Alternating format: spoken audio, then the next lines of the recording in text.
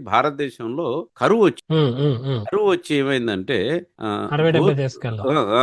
గోధుమలు లేని పరిస్థితి, తిండికి లేని వచ్చింది. పరిస్థితొచ్చింది. విమర్శలు వచ్చేసింది. తిండికి లేని పరిస్థితొస్తే అమెరికా ఏం జేసింది, గోధుమల్ని పంపించింది. హ్మ్. ఇది ఇది ఇది ఫోటో మీకు దిస్ ఈస్ లైక్ అప్పటిదెప్పుడో 1966లో ఫోటో అది. అలాగే 15, చూపిస్తున్నాం.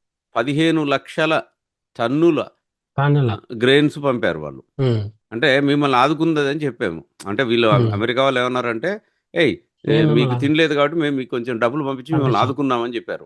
ఇది యాక్చువల్లీ చాలా ఈ షో ప్రతి తెలుగు వాళ్ళు జూడాలి. ప్రతి వాడికి భారతీయుడు అంటే తేడా. మన తెలుగు షోలో అవును. కాబట్టి.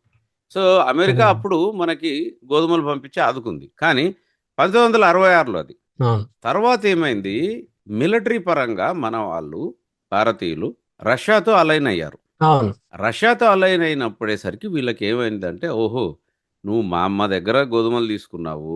ఎవరితో హ్మ్. ఉండనన్నావు. మళ్ళీ రష్యాతో మిత్రత్వం చేశావు. కాబట్టి నిన్ను ఎట్లాగన్నా నిన్ను పైకి రాకుండా చేస్తాం చేస్తాము అని అని జెప్పేసి పెట్టుకున్నారు. పెట్టుకొని పాకిస్తాన్‌ని పైకి లేపారు. పాకిస్తాన్ హ్మ్. అన్నది హ్మ్. ఒక పనికిమాలిన దేశం అది. హ్మ్.